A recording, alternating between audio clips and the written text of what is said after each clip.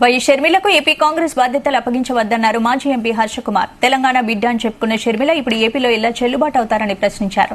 షర్మిలకు APCC chief ఇస్తే కాంగ్రెస్ నిర్ణయం బూడిదలు పోసిన పన్నీర్ అవుతుందని హెచ్చరించారు. సీఎం జగన్, ఆయన చెల్లెలు షర్మిల ఇద్దరు ఒకటేనని, కేంద్రంలో ఏ ప్రభుత్వం వచ్చినా తాము సేఫ్ గా ఉండాలనేది అన్న చెల్లెల ఉద్దేశంగా కనిపిస్తోందని వ్యాఖ్యానించారు.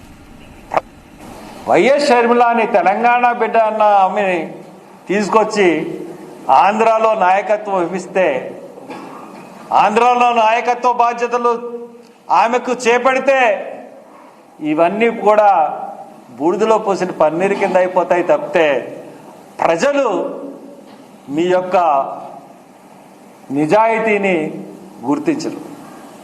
తెలంగాణలో లీడర్షిప్ చేసి తెలంగాణయే కావాలనుకున్న ఆమెను తీసుకొచ్చి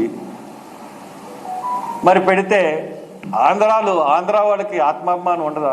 తెలంగాణ లీడర్స్కే మీరు నాయకత్వం ఇస్తారా అని చెప్పి కాంగ్రెస్ ని ఖచ్చితంగా ప్రశ్నించే పరిస్థితి వస్తుందని చెప్పి నేను మనవి చేస్తా ఉన్నాను.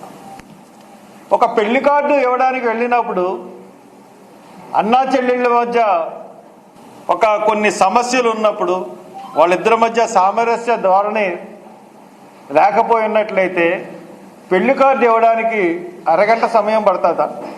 అరగంట సమయం ఎందుకు తీసుకున్నారు?